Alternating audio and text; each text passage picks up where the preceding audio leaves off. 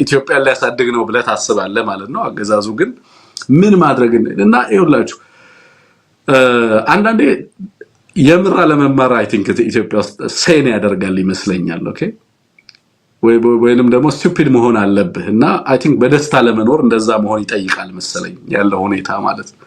ግን የሚጠይቅ ጭንቅላት ሀገሪቱ ውስጥ ያለውን ኢንቨስትመንት አቅጣጫና ፖሊሲ ያገዛዙን ዘረኛነት የሚገነዘብ ኃይል ግን በየለቱ ምን እየተሰራ እንደሆነ የኢትዮጵያ ኡነተኛ የዚህ አገዛዝ ኡነተኛ ባህሪ የሚገለጸው አሁን አዲስ አበባ ላይ በሚያሳየው ገጽታ አይደለም። ኡነተኛ ባህሪውን ሂድና ጌራ ወረዳ ላይ ምን እያደረገ ነው ብለ ጠይቅ ነው። ኦኬ ጌራ ወረዳ ላይ ሂድና ይሄን ሁሉ ለሺ አማራ አፈናቅሎ ወደ ከፋ ወደ ጎጀብና ወደ ምንድነው ገዋጣ የሚባለው ወረዳ ሄደው ተሻግረው ከፋ ውስጥ ለመኖር ትምርት ቤት ውስጥ ሲጠለሉ ከትምርት ቤት ውስጥ አባረ ብሎ ለዞኑ ትዕዛዝ ይሰጣል። መጠለያ እንኳን ህዝባችን እንዳያገኝ መሸሻ እንኳን ህዝባችን እንዳያገኝ ከዛ ጋር ደግሞ ኤርፖርት እየገነባሁልህ ነው እያለ ይሄ ምድረ ብሔረሰብ የሚባለው ዝፈን ይባላል። ኦኬ ማን ይጠይቀዋል? ማን ያስቆመዋል? የትኛው የተደራጀ የፖለቲካ ኃይል ስለ አካባቢው ልማት ይጠይቃል? ለምንድን ነው እንደዚህ አይነት ትልልቅ ኢንቨስትመንቶች አንድ አካባቢ ላይ ኮንሰንትሬት የሚያደርጉት ብሎ ማን ጠየቀ? አይጠይቅም። ይመጣና ጽንፈኛው አማራ ምናምን እንደዚህ ምናምን ይላል። ኦኬ የአማራ ህዝብ ኦኬ መጠለያና መሰደጃ እንኳን እንዳይኖረው በፖሊሲ የሚሰራ አገዛዝ ነው። በክሊንዚንግ አካባቢውን እያጸዳ ያለ አገዛዝ ነው። የሆነ ኢቨንቹዋሊቲ ቢመጣ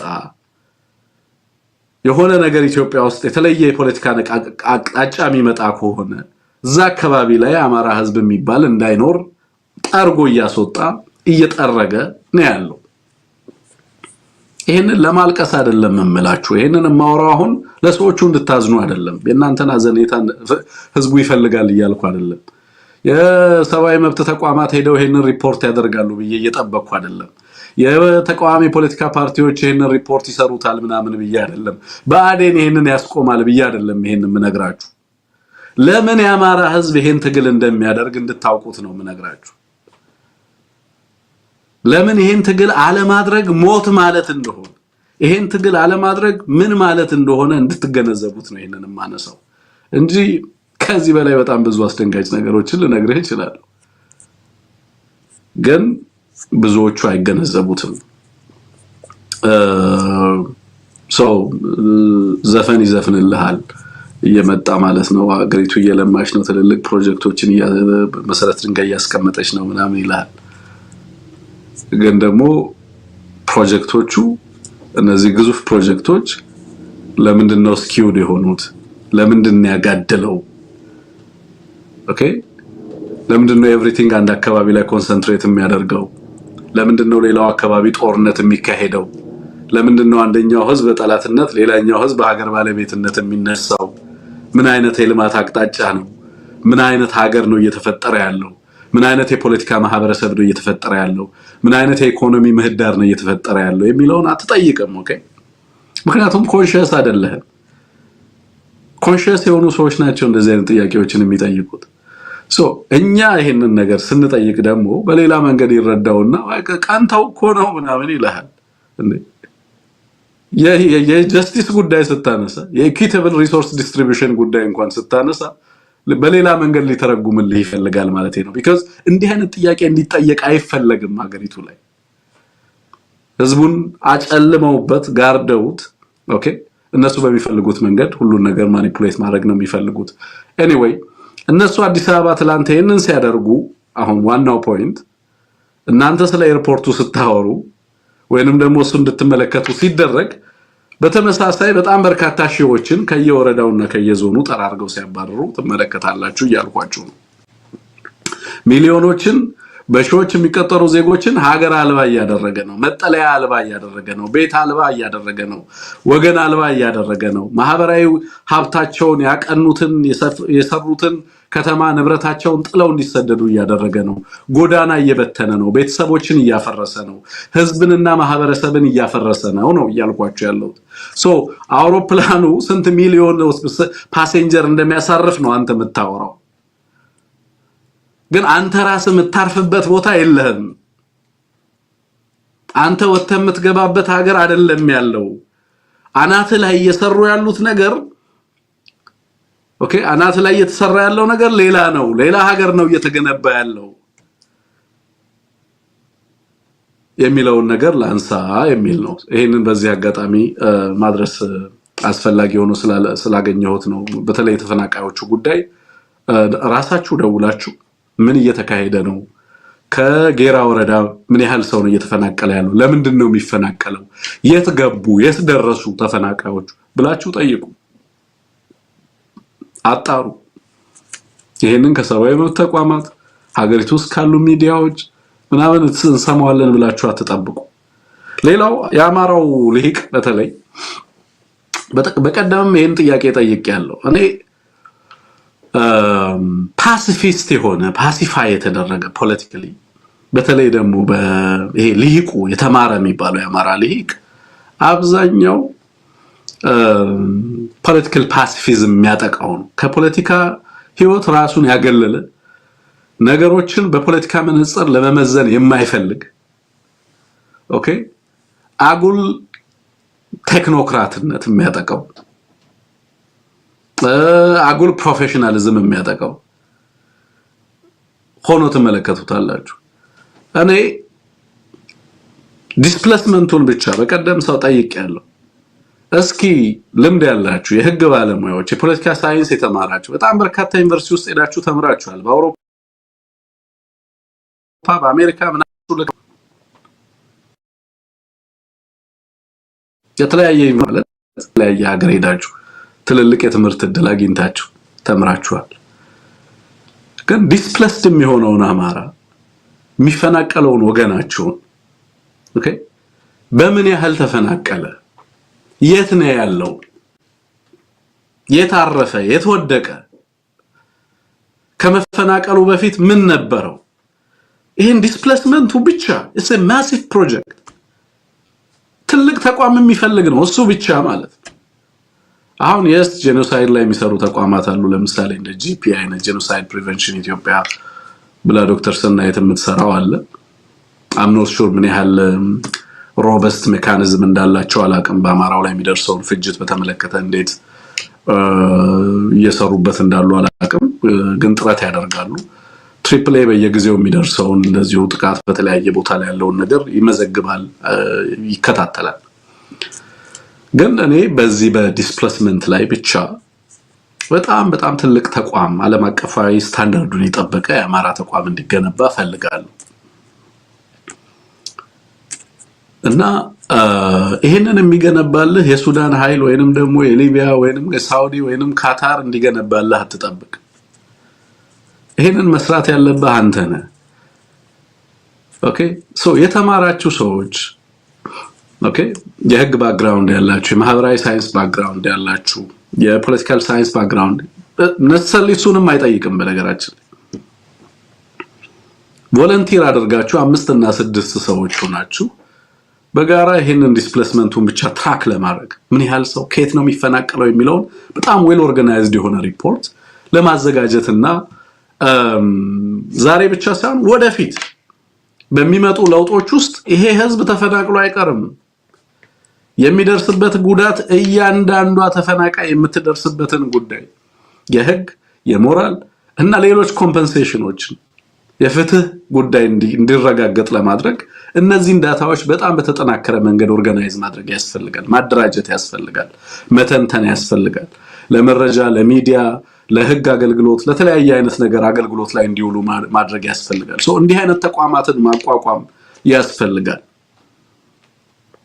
ኦኬ ጄኖሳይዱ አንድ ነው የተለየ ገጽታ ስላለው ብዬ ነው ጄኖሳይዱ ዲስፕሌስመንቱ አንድ ላይ ከዚሁ ጋር ተያይዞ አብሮ ሊሰራበት ይችላል ነው ግን በጣም ትልቅ ነገር ክሊንዚንግ የሚፈጸምባቸው ቦታዎች ላይ ነሰሰሊ ጄኖሳይድ ይፈጸማል ማለት አይደለም። ጄኖሳይድ የሚፈጸምባቸው አካባቢዎች ላይ ደግሞ ነሰሰሊ ክሊንዚንግ ይፈጸማል ማለት አይደለም። የዚህ አጠቃላይ ጄኖሳይዳል ፖሊሲው አካል ነው አማራውን በየቦታው ማፈናቀሉ፣ ማሰደዱ፣ ንብረቱን ሀብቱን ማዝረፉ፣ ማደህየቱ፣ ሁሉም ነገር ጦርነቱ ሁሉ ከዚህ ጋር የተያያዘ ነው። ግን የተለያዩ ተቋማት ለዚህ የተለያየ አገልግሎት የሚውሉበት ሁኔታ ማመቻቸት ያስፈልጋል። ዲስፕሌስመንቱ ብቻውን ራሱን የቻለ ግዙፍ ፕሮጀክት ነው ማለት ነው። በዛ ላይ ዓለም አቀፍ ፈንዶች አሉ። ነሰሰሊ በአማራው ሀብት ብቻ አትሰራው። የዓለም አቀፍ ተቋማት ይሄንን ያግዛሉ። ጠንካራ ፕሮፖዛሎችን ዴቨሎፕ ማድረግ ትችላላችሁ። እና በዚህ ረገድ ለመስራት ፍቃደኛ ይሆናችሁ እንዲህ አይነት ተቋም ለማቋቋም ፍቃደኛ ይሆናችሁ እኔን ሪች አውት እንድታደርጉ በተደጋጋሚ ጠይቄያለሁ። ቢያንስ እንዲህ አይነት ተቋማትንም ለመገንባትና ፕሊዝ ቀላል ነገር አይደለም። ተፈናቃዩ ቁጥር ቀላል አይደለም። ከእያንዳንዱ ወረዳ የምንሰማው አሃዝ በጣም አስደንጋጭ ነው። እና ይሄንን ደግሞ ነገ ላይ ብንሰራው በጣም አክሳሪ ነው የሚሆነው ዛሬ ላይ ካልተሰራ ማለት መሰራት የነበረበት ትናንት የዛሬ 20 ዓመት የዛሬ 30 እና 40 ዓመት እንደሆነ አውቃለሁ። ያ ባለ መሰራቱ ምክንያት በጣም በርካታ ዋጋ ተከፍሏል እንደ ህዝብ። አሁንም ግን ረፍዷል ብዬ አላስብም። ስለዚህ እነዚህን ተቋማት ማቋቋም ጠንካራ የአማራ ተቋማት እንዲኖሩ በዓለም አቀፍ ደረጃ በጣም ተሰሚነት የሚኖራቸው ተጽዕኖ ፈጣሪ ተቋማትን ለመፍጠር እድል ይፈጥራል ብዬ አስባለሁ። አይ ቲንክ ልምድ ያላቸው ተቋማት ደግሞ ይሄንን በማቋቋምም ሊያግዙ ይችላሉ። ለምሳሌ እንደ ጂፒ ያሉ ተቋማት ይሄንን ተቋም በማዋለድ ዲስፕሌስመንቱ ላይ ብቻ የሚሰራ እዚህ የሚፈናቀለው ላይ ከአዲስ አበባ የሚፈናቀለውን እናውቀዋለን ወይ? ምን ያህሉ ተፈናቀለ? የት ነው ያረፈው? ወዴት ነው የሄደው? የሚለውን ነገር በደንብ ትራክ ማድረጊያ በጣም ሶፊስቲኬትድ የሆኑ ቱሎች ደግሞ አሉ በዓለም አቀፍ ደረጃ የሚሰራባቸው።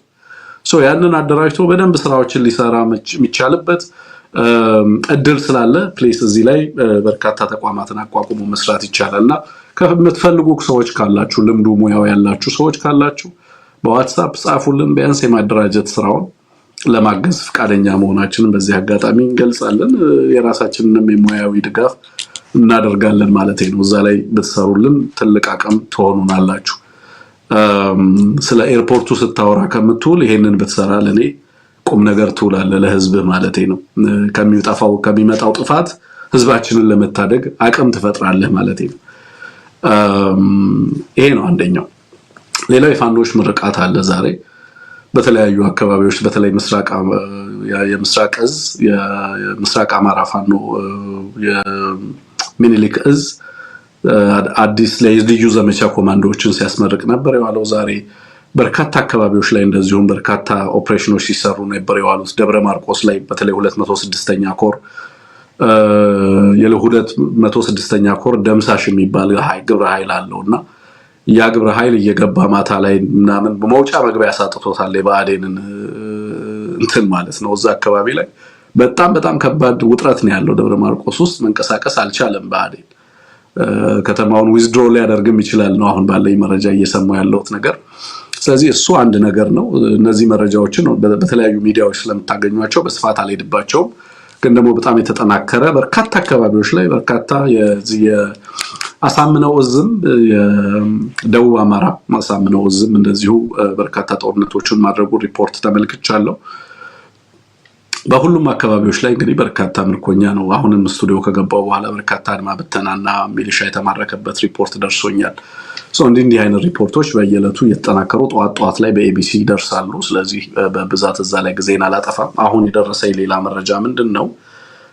እሱን ላደርሳችሁ። የኢንተርናሽናል ሜዲካል ኮርፕስ ከሁመራና ወልቃይት አካባቢ በአስቸኳይ እንዲወጣ ትዕዛዝ ተሰጥቶታል በአስተዳደሩ እዛ አካባቢ ባለው አስተዳደር።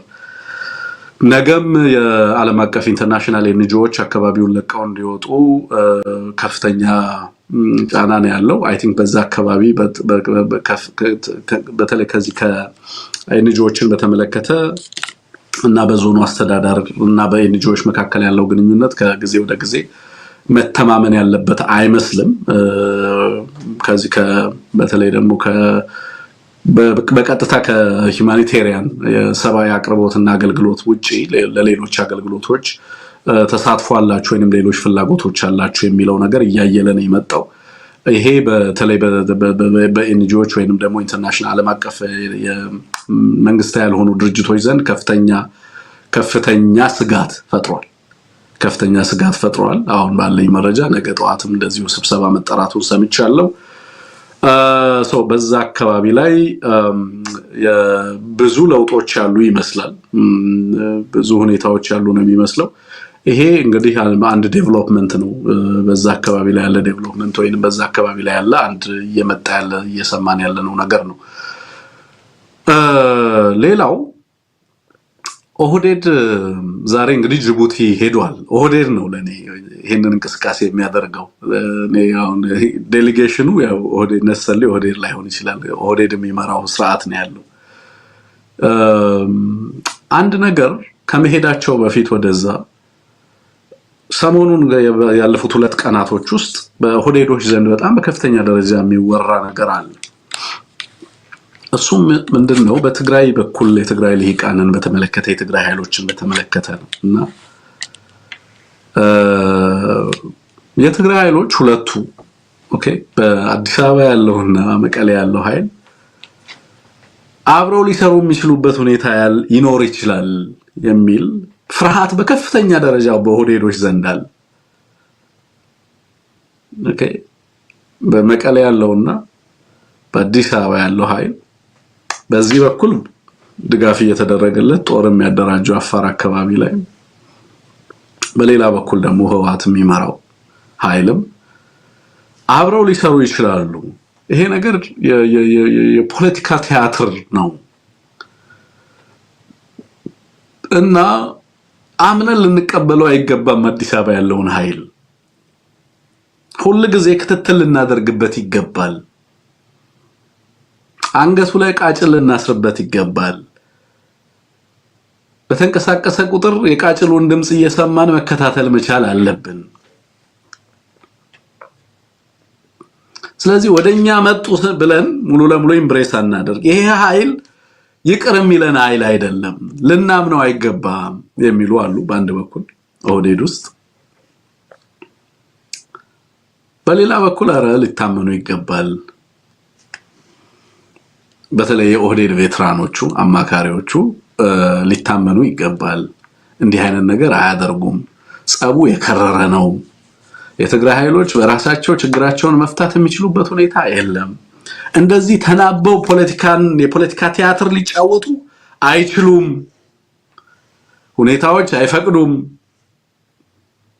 ስለዚህ እነዚህን ኃይሎች ልናምናቸው ይገባል። ግን ስናምናቸው እየወጡ አደባባይ ያኛውን እዛ ያለውን ኃይል እንዲረግሙ በማድረግ እንዲሳደቡ በማድረግ ሙሉ ለሙሉ ከህብረተሰቡና እዛ ካለው ኃይል መነጠላቸውን ማረጋገጥ መቻል አለብን። ስለዚህ በየዕለቱ ፍሪኩዌንትሊ ሚዲያ ላይ እንዲቀርቡ ማድረግ አለብን።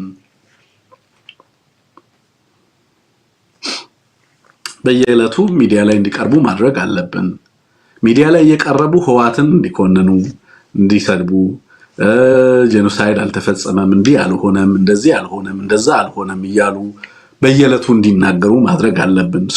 መነጠላቸውን ከማህበራዊ መሰረታቸው ከፖለቲካዊ መሰረታቸው መነጠላቸውን ማረጋገጥ አለብን እና ለኢንተርናሽናል ኮሚኒቲውም ለምንም በኋላ ምንም ነገር ከዛ በኩል ቢመጣ ይሄንን ኃይል መያዛችን ይጠቅመናል የሚሉ ኃይሎች አሉ። በምንም ተአምር አይናቸውን ማየት አንፈልግም፣ እንደውም ቢሄዱልን ይሻላል፣ ቢገነጠሉልን ይሻላል፣ እነሱ እስካሉ ድረስ ረፍት አናገኝም፣ እዚህም ቢሆኑ ሌላውን ብሔረሰብ ያነሳሱብናል። ለምሳሌ ነሬድዋንን ምናምን ይሄ ደቡቡንና የደቡብ ልሂቁ በብዛት እነሱ የሰሩት ልሂቅ ነው። ስለዚህ ሁልጊዜም ኖስታልጂክ ነው። አስተዳደር ድሮ ቀረ እያለ የሚፎክር ነው። በጀት ድሮ ቀረ፣ መብላት ድሮ ቀረ፣ ጉዞ ድሮ ቀረ፣ ዶላር ድሮ ቀረ ይላል በየዕለቱ በጠጣ በሰከረ ቁጥር። ስለዚህ ይሄ ልሂቅ ከነዚህ ጋር ሆኖ ሊያሴርብን ይችላል እና ልናምናቸው አይገባም። አዲስ አበባ ያሉትን ልናምናቸው አይገባም። ተሞክሯቸው ጥሩ አይደለም። እንደውም ሰላም አንላቸውም ሁላ የሚል የኦህዴድ ልሂቅ እንዳለ ነው የሰማሁት። ነጻድቃንን እነጌታቸውን ምናምን ይሄ ኃይል ወደ አዲስ አበባ መጣቱ ዲስኮምፈርት ሆኖብናል የሚሉ አሉ። በእንደዚህ አይነት ሁኔታ ውስጥ ነው ያሉት ኦህዴዶች።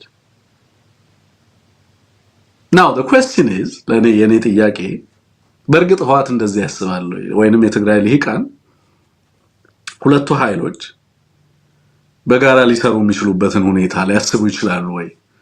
ያንን ፖለቲካል ቲያትር ማሰብ ይችላሉ ወይ? እንደዛ አይነት አድቫንስድ የሆነ የፖለቲካል ልቀት አለ ወይ በአሁን ሰዓት? ይሄ የተለየ ሊደርሺፕ አይጠይቅም ወይ? የተለየ ንቃት አይጠይቅም ወይ? እንደዛ አይነት የሎንግ ተርም ጌም ለመጫወት የሚያስችል የፖለቲካ ንቃትና አደረጃጀት አሁን አለ ወይ? በሊደርሺፑ በኩል በአመራሩ በኩል ይሄ ይታያሉ የሚለው ነገር እኔም ላነሳው የምችለው ጥያቄ ነው። ኤኒዌይ ግን ኦህዴድ ይሄ ስጋት እያየለ ከሄደ ምን ሊያደርግ ይችላል ነው ጥያቄው። በእነዚህ ኃይሎች መካከል ያለው ሊናበቡ ይችላሉ የሚለው ነገር እያየለ ከሄደ በኦህዴድ በኩል ይሄ ስጋት ይሄ ፍርሃት እያየለ የሚሄድ ከሆነ ኦህዴድ አመራሮቹን አንዳንዶቹን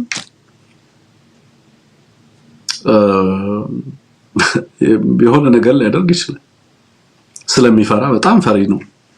ስለሚፈራ ብዙ ጊዜ እንደ እርምጃ የሚወስደው እንደዚህ አይነት አመራሮችን እዚህ ጋር ሆነው ስጋት ይፈጥሩብኛል ካለ በዛኛው ኃይል ተመቱ ማለት ይፈልጋል። ቅራኔው እውነት ነው የሚለውን ለማሳየት እዚህ ያሉትን ኃይሎች መምታት ይፈልጋል። ስለዚህ አንደኛው ላይ ጉዳት ያደርሳል። ከዛ በኋላ እዛ ያለው ኃይል ነው ይሄን ያደረገው ይላል። ብዙ ጊዜ እንደዛ አይነት ባህሪ ያለው ኦህዴድ ሊጠቀምባቸው የማይችልበትና ስጋቱ እያየለ ሲሄድ ይመታቸዋል ማለት ነው። ስጋቱ እያየለ ሲሄድ ወይንም ወደ ሌላ እርምጃ ለመውሰድ ምናምን ቢገፋፋበት ሁኔታ ሊኖር ይችላል። ይሄን ያደርጋል። በጣም በሚገርም ሁኔታ ኦህዴድ አብረው ሊሰሩ ይችላሉ ብሎ ማይጠረጥራቸው በአዴኖችን ነው እኔ እንግዲህ ባለኝ መረጃ መሰረት በአዴን አይጠረጠርም ነው። ምክንያቱም በአዴን የፖለቲካ ህልም የለውም። አሁን ከፋኖ ጋር ሊተባበር ይችላል በአዴን ተብሎ ይሰጋል ወይ ነው የሚሰጋው? በአዴን የፖለቲካ ኃይል ቢሆን ኖሮ ነው። የፖለቲካ ፍላጎቱን የሚያሰላ ኃይል ቢሆን ኖሮ በአዴን ምድራዊም ሆነ ሰማያዊ ግብ የለውም። ለፈጣሪም ለህዝቡም አይታመንም። የሚያምነውም የሚታመንለትም ጉዳይ የለም። ለባዴን በዚህ ሂደት ውስጥ ማለፍ አንድ በህይወት አጋጣሚ የምታልፍበት መንገድ ነው። የህይወት ቦይ ነው። ምንም አይነት አስፓይሬሽን የለው። አስፓይሬሽን ቢኖረው ኖሮ በየቦታው የሚገደለው አማራ በየቦታው የሚፈናቀለው ህዝብ ጉዳይ ለምንድነው እንደዚህ ሆነው ብሎ ይጠይቅ ነበር አይደል? አያውቀውም አማራን። በነገራችን ላይ አማራ እሱም ያውቀው አሁን ልክ የአማራ አርቲስቶች አሉ አይደለም? በየለቱ የሚያወጧቸውን ዘፈኖች ምናምን ሰዎች ይልኩልኛልና ዘፈኖቻቸውን ስሰማ የአማራ አርቲስቶች ከተወለዱበት አካባቢ ውጪ ሌላ ዓለም ያለ አይመስላቸው። በቃ እዛው መንደራቸው አደጉ። ምናልባትም በዳያስፖራ መጣ ግማሹ። ከዛ ከተወለደበት አካባቢ ውጪ አማራ ያለ አይመስለው። በቃ ለሱ አማራ እዛች እሱ ያደገባት መንደር ውስጥ ያለ ነው። ምንም አይነት ጥያቄ የለውም ከጓሮ ውጪ። እናንተ ጓሮ ውስጥ ነው እንደ አማራ ጥያቄ ያለው ሲል ነበር አይደለም ባለፈው አንድ አመራር። ለሱ አማራ እዛ ጓሮ ውስጥ ያለው እሱ ፊት ያለው አማራ ብቻ ነው አማራ ለሱ። እና ሙዚቃችንንም ስመለከተው በዳያስፖራው ዘንድ ምናምን ያለውን ነገር ስመለከተው በቃ ካደገበት ሰፈር ውጪ ዓለም ያለ አይመስለው። ስለምን አይነት ትልቅ ህዝብ እንደምናወራ አያውቅም አብዛኛው። እኔ በግብዝነት አይደለም የማወራው። አማራዎች ከሚያስቡት በላይ ትልቅ ህዝብ ነው። አማራዎች ከሚገነዘቡት በላይ ትልቅ ህዝብ ነው። በዚህ በአማራ ፖለቲካ ሂደት ውስጥ ተሳትፎ ከሚያደርጉ ሰዎች ከሚገነዘቡት በላይ ነው አማራ። ለይሄንን ዝም ብሎ ለአግራንዳይዝመንት ወይ ለትምክህት ማነሳው ሳይሆን አማራ በጣም ሰፊ ህዝብ ነው። በጣም ትልቅ ህዝብ ነው። ትልቅ ሊደርሺፕ የሚጠይቅ ነው። የገጠመው ማደጋና ፈተና ያንን ያህል ትልቅ ዝግጅት የሚጠይቅ ነው እና ራቅ ብሎ ማሰብን ይጠይቃል። ከመንደር በላይ ማሰብን ይጠይቃል። ከእናንተ ካደካችሁበት አካባቢና ሰፈር በላይ ማሰብን ይጠይቃል። በቀጠናው ላይ ራስን ማየትን ይጠይቃል። በኢትዮጵያ ውስጥ ራስን ማየትን ይጠይቃል እና በዛ መንገድ በዛ መነጽር ካላሰባችሁ ከመንደራችሁ ተነስታችሁ የምታስቡ ከሆነ በጣም አደገኛ ነው የሚሆነው። እያንዳንዱን ነገር እናንተ በምትመዝኑት ማይንድ ሰፍተን ልናቀርበው። ለምሳሌ እኔ አሁን ተምኔል ይሰሩልኛል። ተምኔል የሚያዘጋጁልኝ የዚህ ስገባ ነው ወደ ስቱዲዮ ስገባ ግራፊክሱን ምናምን የሚያዘጋጁት ማለት ነው እና እዛ ላይ የፋኖችን ፎቶግራፍ ወይንም ስለ ዩናይትድ አረብ ኤምሬት ካወራው የዩናይትድ አረብ ኤምሬት ርዕስ ነው መልክላቸው። በዛ ርዕስ ተምኔሎችን ያዘጋጁልኛል።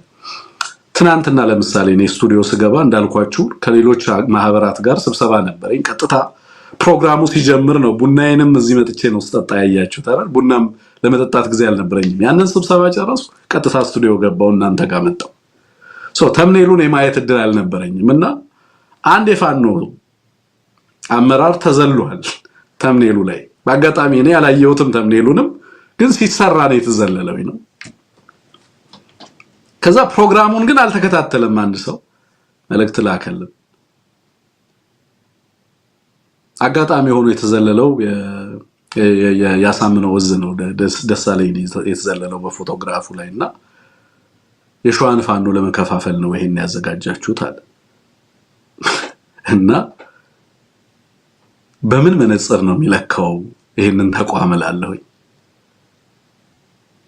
ለተቀንም እንደከመው ከሰፈርና ከአውራጃ ወጥቶ የአማራ ህዝብ ራሱን በቀጠናው ላይ እንዴት አሰርት ያደርጋል እያልን ያሰብን በዚህ ሀገር ደግሞ ሆኖ ተደላድሎ ቁጭ ብሎ የአማራን ህዝብ እሱ በተወለደችበት መንደር ብቻ ለማየት የሚፈልግ በጣም በርካታ ሰው አለ።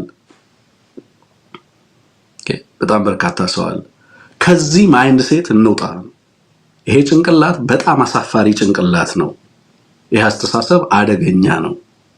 አማራን አይጠቅምም፣ አይመጥንም። አማራ በጣም ትልቅ ህዝብ ነው። እናንተ የምታውቁት መንደር ብቻ ያለው ህዝብ አይደለም። የምናወራው በጣም ግዙፍ ህዝብ ስለሆነ ህዝብ ዴስቲኒ ነው የምናወራው። ያንን ስለሚመጥን ተቋም ግንባታ ነው የምናወራው። ድርጅታዊ መዋቅር ነው የምናወራው እና በዚህ በጣም ተለዋዋጭ በሆነ ጂኦፖለቲክስ ውስጥና እጅግ አስከፊ በሆነ ሀገራዊ ፖለቲካ ውስጥ ህዝባችንና የህዝባችንን አደጋ እንዴት እንቀለብሳለን ነው የሚያስጨንቀን። ስለዚህ ህልማችን ትልቅ ነው። በዛ ትልቅነት ልክ መቆም ያስፈልጋል። አንዳንዴ ደግሞ ስህተት እንኳን ቢፈጠር የመሳሳትን እድል መስጠት ያስፈልጋል። ምክንያቱም ስትሰራ ተሳሳታለህና ማለት ነው። ኦፍ ኮርስ ኮንሺየስሊ ስለምንሰራ ብዙ ጊዜ አንሳሳትም። honestly አማራን በተመለከተ አንሳሳትም የመረጃ ውስንነት ካልገጠመን በስተቀር ማለት ነውና በዛ ደረጃ ላይ ወደዛ አስተሳሰብ ድገት መምጣት በጣም አስፈላጊ ነው የሚለው ነገር በዚህ አጋጣሚ ላንሳው ብዬ ነው። ኤኒዌይ የሀገር ውስጥ የፖለቲካ መስቀልቀል እንደዚህ በሆነበት በዚህ ወቅት እና አለመተማመኑ ባየለበት ወቅት በርካታ መግለጫዎች ወጥተዋል። የአብይ አህመድ ልኡካን ወደ ጅቡቲ ሄደዋል። የሳውዲ የአየር ድብደባ መፈጸም በሱዳን እና አግሬሲቭሊ ሱዳን ውስጥ መግባት እነዚህን ተከትሎ ምን አይነት ጂኦፖለቲካል ኢምፕሊኬሽኖች አሉት የሚለው በሚቀጥሉትን ጥቂት ደቂቃዎች ወደ እናንተ አደርሳለሁ። ከዛ በፊት ግን የኦኤልኤ ወይንም ደግሞ የኦሮሞ ሊበሬሽን አርሚ የሚለው ኃይል መግለጫ አውጥቷል። በዚህ መግለጫ ላይ የአብይ አህመድ አገዛዝ እንግዲህ ይሄ መግለጫ የወጣው ጃንዋሪ 11 2016 ነው። ዛሬ ጃንዋሪ 11 ዛሬ የወጣ መግለጫ ነው። ያገዛዙን በተመለከተ ያነሳቸው ነገሮች አሉ። ይሄ አገዛዝ በስልጣን ላይ ሆኖ አሁን ያለበት ሁኔታ ምንድነው ብሎ የሚያስቀምጠው ፍራጃይል ከመሆኑ የተነሳ ወይንም